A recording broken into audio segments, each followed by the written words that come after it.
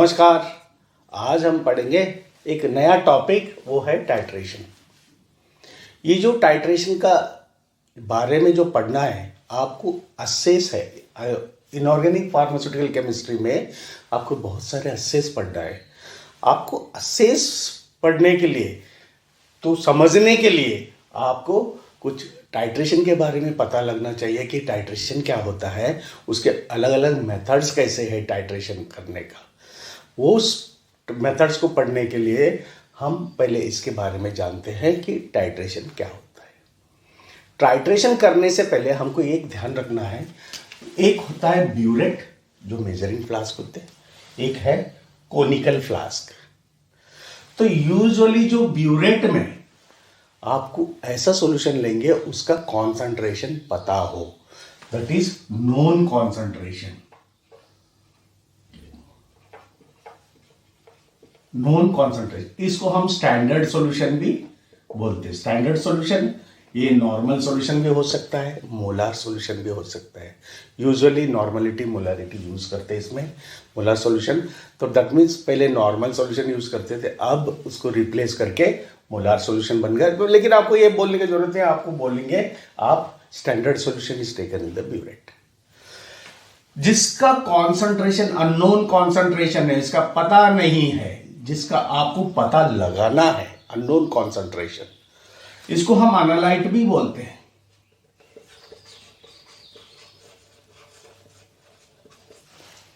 Analyte भी बोलते हैं। तो अननोन कॉन्सेंट्रेशन इसमें लेते हैं हम। इसमें से क्या पता लगाएंगे? या तो आप इसमें कितना मिलाया हुआ है ये बताएंगे, तो उसको हम एस्टिमेशन भी बोलेंगे। या फिर आपको इसमें कितना नॉर्मल सॉल्यूशन है, कितना मोलर सॉल्यूशन है, वो पता लगाएंगे। अगर वो पता लगा रहे तो उसका वर्ड होता है स्टैंडर्डाइजेशन।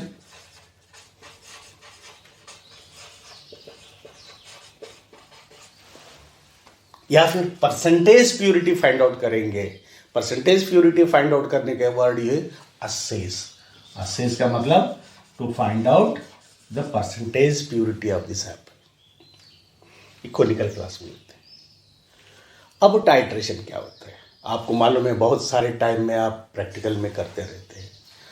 तो that means titration is a process, it is a process in which the solution of known concentration is allowed to react with the solution of unknown concentration whose concentration to be determined. So that process is called, हम titration बोलेंगे। तो जो titration ये ऊपर से डालते हैं इसको बोलते हैं टाइट्रंट, टी टाइट्रेंट। और जिसका अननोन कॉन्सेंट्रेशन है और जिसका कॉन्सेंट्रेशन पता लगाना है, इसको हम बोलेंगे टाइट्रंड। टाइट्रंड, तो इसका मतलब है titrant is allowed to react with a titrand until you get a visual end point. देखने जैसा कुछ एंड पॉइंट आ जाए, that process is called titration. तो ये हो गया सिंपल टाइट्रेशन, आपको ये मालूम होना है। नॉन कॉन्सेंट्रेशन यूजुअली बोल रहा हूं, और not always, maximum time the standard solution is taken in the burette and unknown concentration or analyte is taken in the conical flask. इस प्रोसेस को हम बोलेंगे टाइट्रेशन। अब आपको बता दें कि टाइट्रेशन है, ये तो हो गया टाइट्रेशन। अब आपको देसी या क्रूड लैंग्वेज में बताएं, जो लोग रोटी बनाते हैं बेलन से भी बनाते हैं, कुछ लोग हाथ से बनाते हैं, कुछ लोग प्रेस करके बनाते हैं, कुछ लोग उल्टे तवा पे बनाते हैं। तो ये सभी तो रोटी बनाने का मेथड है। तो हमको यहां एक कॉन्सेंट्रेशन फाइंड आउट करना है टाइट्रेशन करके। अब वो टाइट्रेशन करने में भी बहुत सारी दिक्कतें आती हैं, उसको सॉल्व करने के लिए ये टाइट्रेशन भी अलग अलग मेथड से बनाया हुआ है। तो डिफरेंट मेथड्स ऑफ टाइट्रेशन हम पढ़ेंगे, डिफरेंट मेथड्स, किस किस टाइप से टाइट्रेशन करते हैं मैं टाइट्रेशन को तीन भाग में डिवाइड करता हूं, that is 3 type. First type direct titration,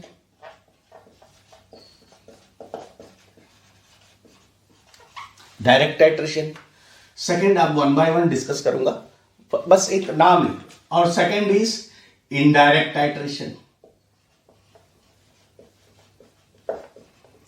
इस इनडायरेक्ट टाइट्रेशन को भी हमने 2 पार्ट में डिवाइड किए। One is displacement titration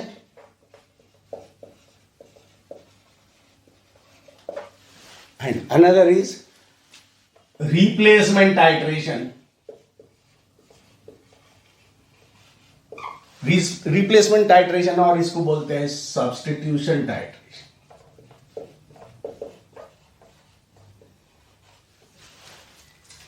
This come under indirect titration. And third method is back titration.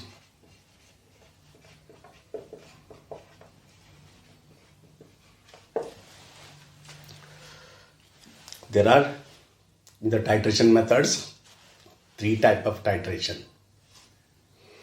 अब टाइप्स ऑफ टाइट्रेशन मतलब वो नहीं लिखेंगे, redox titration, acid base titration, complexometric titration, वो है क्लासिफिकेशन ऑफ टाइट्रेशन मेथड्स, उसको हम बोलेंगे क्लासिफिकेशन ऑफ टाइट्रेशन मेथड्स। इधर हम मेथड्स ऑफ टाइट्रेशन मतलब सिर्फ टाइट्रेशन के लिए अलग अलग मेथड्स है। तो first direct titration, indirect titration. Indirect titration में भी 2 पार्ट किया हुआ है, displacement and replacement titration, and third is back titration. अब हम पढ़ेंगे फर्स्ट डायरेक्ट टाइट्रेशन क्या होता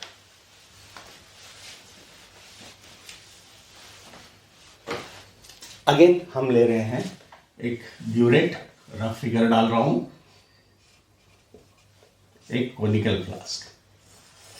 हम मान के चले, हम इधर आपको पता होना चाहिए एसिड का फाइंड आउट करना है तो बेस से टाइट्रेशन करेंगे, बेस का फाइंड आउट करना है तो हम एसिड से टाइट्रेशन करेंगे, ऑक्सीडाइजिंग एजेंट का पता लगाना है तो हम रेड्यूसिंग एजेंट से टाइट्रेट करते हैं, रेड्यूसिंग एजेंट लेना है तो ऑक्सीडाइजिंग एजेंट से टाइट्रेशन करते हैं। तो ये अलग अलग यूज करना है। अब हम मान के चलते हैं एसिड बेस टाइट्रेशन है इधर। एसिड बेस टाइट्रेशन में यहाँ हमारे पास हाइड्रोक्लोरिक एसिड है, उसका कॉन्सेंट्रेशन या नॉर्मलिटी पता नहीं है। इसको पता लगाने के लिए हम NaOH ले रहे बेस, एक्चुअली इसका प्राइमरी स्टैंडर्ड अलग होता है, हम मान के चलते हैं यहाँ स्टैंडर्डाइज्ड NaOH ले लिए, तो that is standard NaOH already ले चुके। अब क्या होगा जब हम सोडियम हाइड्रोक्साइड HCl में डालेंगे तो सोडियम हाइड्रोक्साइड जो इसके अंदर का HCl है, HCl reacts with NaOH, forms NaCl plus water, saltite water. इसमें HCl is converted to NaCl। तो जब वो सोडियम हाइड्रोक्साइड डालते हैं इसके अंदर, जब यहां से NaOH गिरता है एसिड पे, वही रिएक्शन होना स्टार्ट करता है डायरेक्ट, कुछ चेंज नहीं होगा। तो when you add sodium hydroxide to this hydrochloric acid, the reaction starts immediately, कुछ देर नहीं होगा, दैट इज इमीडिएटली रिएक्शन होते रहेगा, इंस्टेंटेनियस। तो ऐसे रिएक्शन जो डायरेक्टली रिएक्ट कर रहा है अकॉर्डिंग टू दिस इक्वेशन, तो इसको हम बोलेंगे डायरेक्ट टाइट्रेशन। तो that means in the direct titration titrant and titrant reacts immediately, and that type of titration is called direct titration. I hope it is clear. अब आते हैं, क्योंकि ये इसलिए बता रहा हूं कि आपको अस्से जब पढ़ाऊंगा या अस्से जब देखेंगे आपको ये क्लियर हो जाएगा कि ये अस्से डायरेक्ट मेथड है या इनडायरेक्ट मेथड है या बैक टाइट्रेशन मेथड है, आपको क्लियर हो जाएगा। तो अब हम नेक्स्ट पढ़ेंगे इनडायरेक्ट टाइट्रेशन।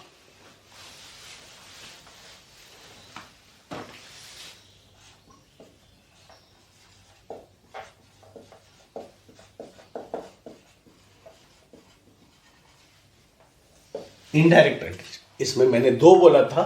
इनडायरेक्ट में first that is displacement titration.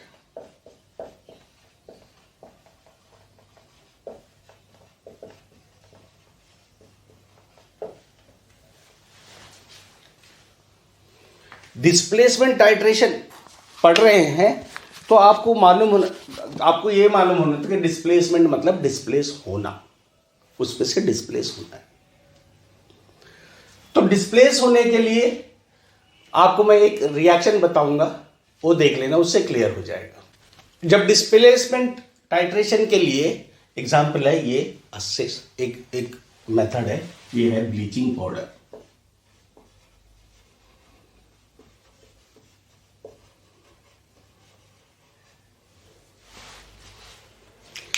अब अगर हम ब्यूरेट ले लिए,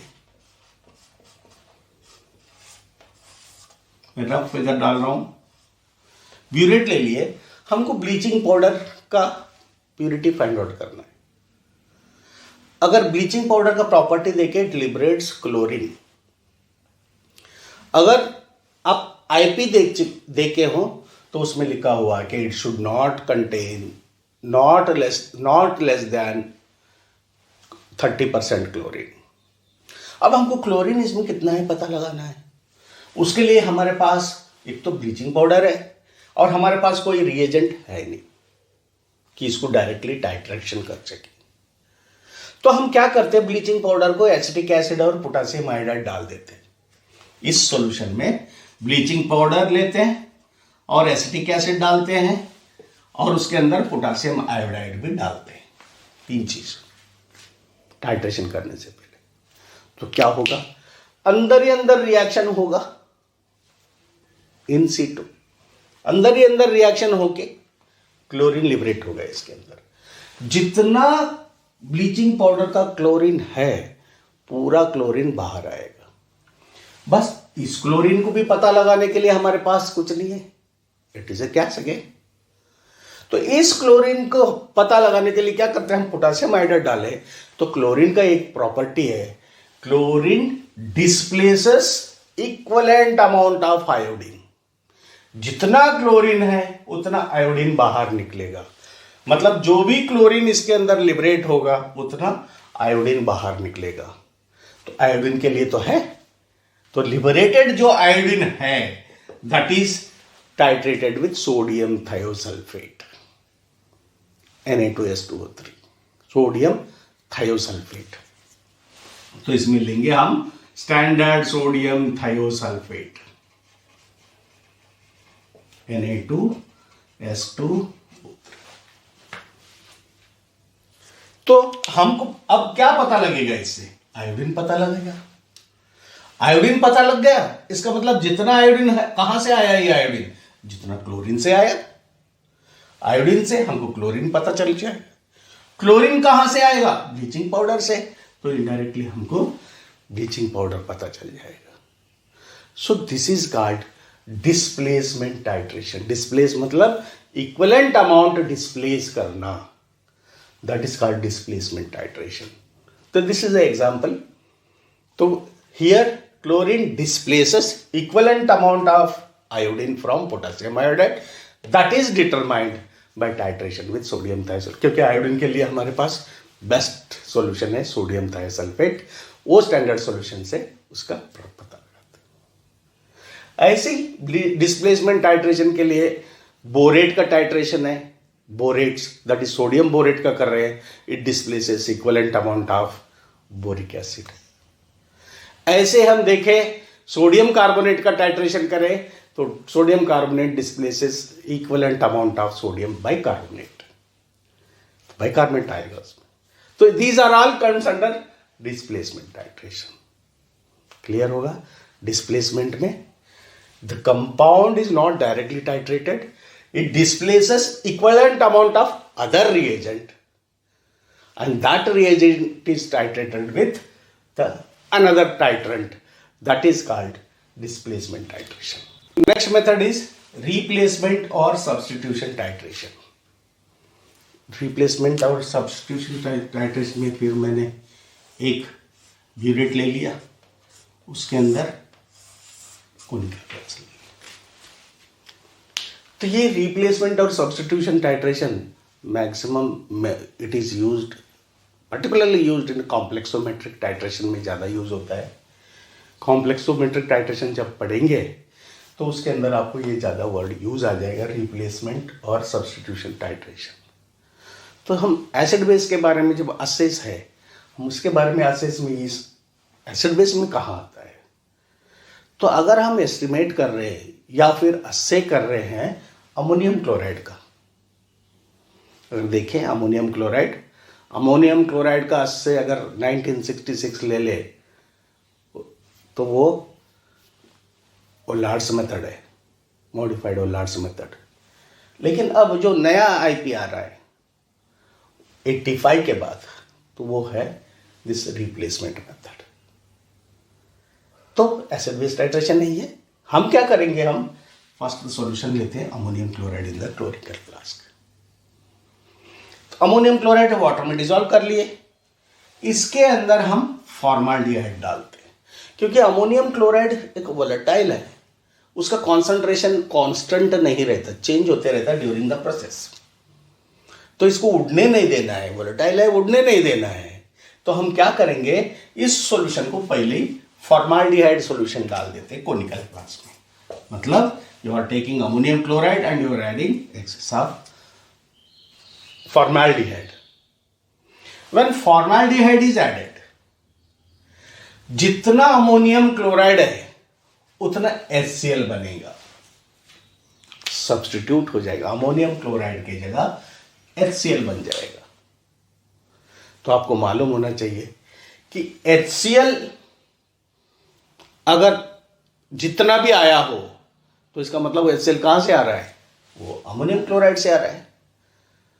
तो अगर हम देखें, हमारे कैलकुलेशन करने के बाद हमको पता लग गया कि 90% HCl है, तो इसका मतलब अमोनियम क्लोराइड 90% है। जितना अमोनियम क्लोराइड है उतना ही HCl आएगा। उसको डिटरमाइन करने के लिए हमारे पास स्टैंडर्ड NaOH है। तो हमको HCl को पता लगाने के लिए हम किससे टाइट्रेशन करेंगे, हम सोडियम हाइड्रोक्साइड से टाइट्रेशन करेंगे। सोडियम हाइड्रोक्साइड से टाइट्रेशन करने के बाद जो वॉल्यूम आएगा उसको नोट करेंगे, तो वो वैल्यू आएगा HCl का। तो वो HCl से हम कितना अमोनियम क्लोराइड है पता लगे, क्योंकि आपको पता है जितना अमोनियम क्लोराइड है उतना ही HCl आएगा। HCl पता लग गया तो अमोनियम क्लोराइड पता चल जाएगा। So this is called replacement और सब्स्टिट्यूशन टाइट्रेशन। देखना, डिस्प्लेसमेंट और रिप्लेसमेंट ऑलमोस्ट सेम है, लेकिन हम सब्स्टिट्यूशन में एक कंपाउंड जाके दूसरा कंपाउंड बनना, सब्स्टिट्यूट होना, तो उसको हम एग्जैक्टली रिप्लेसमेंट बोलते हैं। और डिस्प्लेसमेंट में टक्कर मारना, एक जाना उसके अंदर से कुछ चीज अलग चले जाना, सो दैट इज डिस्प्लेसमेंट। तो ये है रिप्लेसमेंट एंड सब्स्टिट्यूशन टाइट्रेशन। आप अमोनियम क्लोराइड से पढ़ेंगे तब ये फिर डिटेल पढ़ेंगे, लेकिन अब इसमें सिर्फ इतना ही पता लगा है कि which type of titration is involve in the estimation of ammonium chloride.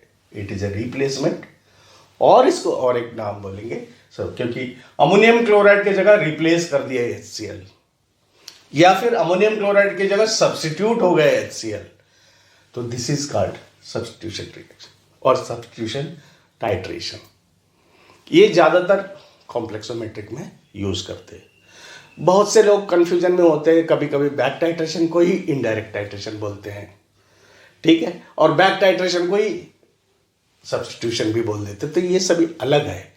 Substitution is entirely different from back titration, या फिर indirect titration is entirely different from back titration. Back titration अलग होता है।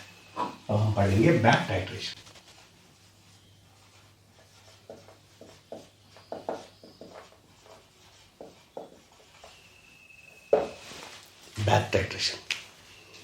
बैक टाइट्रेशन मतलब उल्टा पुल्टा करने का नहीं है, it is not a back titration. Back titration कुछ अलग है। बैक टाइट्रेशन जब करते हैं जिसका हमको इंडिकेटर मिलता नहीं प्रॉपरली, या करेक्ट टाइट्रेंट भी नहीं मिलता, और जैसे अमोनियम साल्ट्स है, ammonium salts are volatile in nature, stable नहीं होते बहुत देर तक। जो वोलेटाइल होते हैं तो वो हम जब अमोनिया सोल्यूशन, मान के चलो हम अमोनिया सोल्यूशन ही लेके टाइप पता लगाना है, अमोनियम हाइड्रोक्साइड का ऐसे करना है या एस्टिमेशन करना है, तो क्या करेंगे, अमोनियम हाइड्रोक्साइड वही करके ट्रांसफर करेंगे, जब तक शेक करेंगे कुछ अमोनिया उड़ते रहेगा तो कॉन्सेंट्रेशन कम हो जाएगा। तो ऐसे टाइम में क्या करते हैं, अगर आप मान के चलो 10 ml हम अमोनियम हाइड्रोक्साइड ले लिए,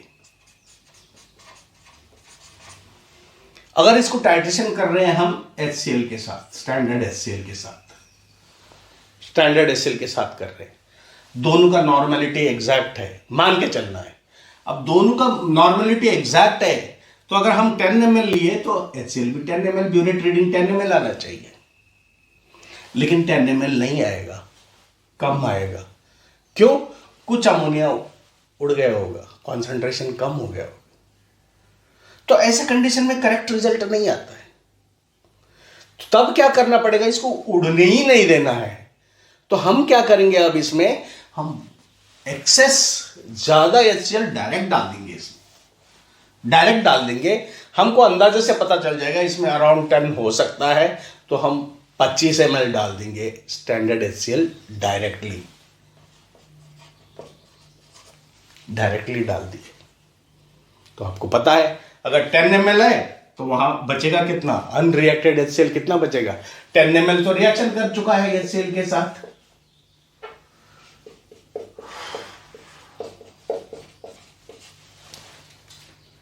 अब क्या बचा है, जो रिएक्शन हुआ बचा हुआ हाइड्रोक्लोरिक एसिड। सपोज ये 10 ml अमोनियम हाइड्रोक्साइड ले लिए, तो HCl का पता लगाना है तो हम क्या करेंगे, फिर स्टैंडर्डाइज्ड NaOH लेंगे। अब ये NaOH किसके साथ रिएक्शन करेगा, जो बचा हुआ HCl है उसके साथ रिएक्शन करेगा, बचा हुआ HCl। अब बचा हुआ कितना बचेगा, अब इसका ब्यूरेट रीडिंग कितना आएगा, 15 ml, लेकिन हम तो 25 ml HCl ले लिए, लेकिन 15 ml ब्यूरेट रीडिंग आया। इसका मतलब क्या हुआ कि 25 ml तो लिए थे, लेकिन उसमें से 10 ml अमोनियम हाइड्रोक्साइड के साथ रिएक्शन हो चुका है। तो हमको 10 ml पता चल जाएगा, जो सब्सट्रैक्ट करोगे तो तब आपको वैल्यू पता चल जाएगा कि कितना है। तो फर्स्ट वैल्यू जो ब्यूरेट रीडिंग से कन्वर्ट होगा, हम यहां मान के चल रहे सभी सेम नॉर्मेलिटी है। तो इसमें क्या होगा, first the solution is treated with excess amount, ज्यादा अमाउंट ये जो डालेंगे। अब ये जो ज्यादा डाल रहे हैं अपना मर्जी से, एक कटोरी डाल दिया, एक बीकर डाल दिया, ऐसा नहीं है, उसका भी वॉल्यूम पता होना चाहिए। So that means known volume of solution, that is titrant बोले इधर, लेकिन अब तो अनालाइट बोल दो, कि जो भी है टू दिस अननोन कॉन्सेंट्रेशन में add known volume of excess of known volume of standard solution into this, allowed to react. Unreacted that solution reagent is back titrated, once again titrated with another titrant, that is हम इसमें example है NaOH. One reagent is determined by another reagent. तो इसमें कितने standard solution का जरूरत पड़ेगा, 2, एक इसका स्टैंडर्ड सॉल्यूशन और एक ये स्टैंडर्ड सॉल्यूशन हम अमोनियम हाइड्रोक्साइड डालने के लिए। तो that means to the analyte या to the solution of unknown concentration add known volume of excess of standard titrant and allow to react. Unreacted that titrant, that solution, known concentration, is determined by back titration with another titrant or another reagent. That process is called back titration. तो आपको पता होना चाहिए ये सभी कि there are 3 type of titration: direct titration, indirect titration and back titration. Direct titration direct react करेगा, indirect titration में 2 टाइप है, डिस्प्लेसमेंट, तो वन कंपाउंड के अंदर से दूसरा आयन डिस्प्लेस होगा, दैट इज अ डिस्प्लेसमेंट, और substitution, one compound is converted to another compound that is determined, that is a substitution. And then back titration, the substance or the solution of a substance is treated with excess of known volume of standard reagent, allowed to react. Unreacted, that standard reagent is further back titrated with another reagent, another standard solution, and that process is called back titration method. I hope आप लोगों को ये clear हो गया होगा. आप assess पढ़ने से पहले ये जरूर पढ़े, आपको असेस क्लियर हो जाएगा. ग्रेविमेट्रिक वगैरह है, ग्रेविमेट्रिक मेथड असेस में आता है, वो जब जरूरत पड़े तब पता लग जाएगा. लेकिन अब तो फिलहाल बाकी के असे पढ़ने के लिए ये ज़्यादा ज़रूरी है. ये पढ़ने के बाद आपको असेस बहुत आसानी से समझ में आएगा. तो आपको क्लियर हो गया होगा. अगेन वही चीज़ जो सारे बोलते हैं, अगर पहली बार जुड़े हों तो सब्सक्राइब करें, अच्छा लगे लाइक करें और बेल आइकन को क्लिक करें, क्योंकि मेरे वीडियो और भी आने वाले हैं तो आपको नोटिफिकेशन मिलता रहेगा. तो बेल आइकन को प्रेस करें और आपके फ्रेंड्स को शेयर करें. इस वीडियो कैसा लगा और क्या डेवलपमेंट चाहिए, या मुझे एक सजेशन भी अगर देना चाहते हो तो कमेंट बॉक्स में ज़रूर दीजिए. Thank you very much.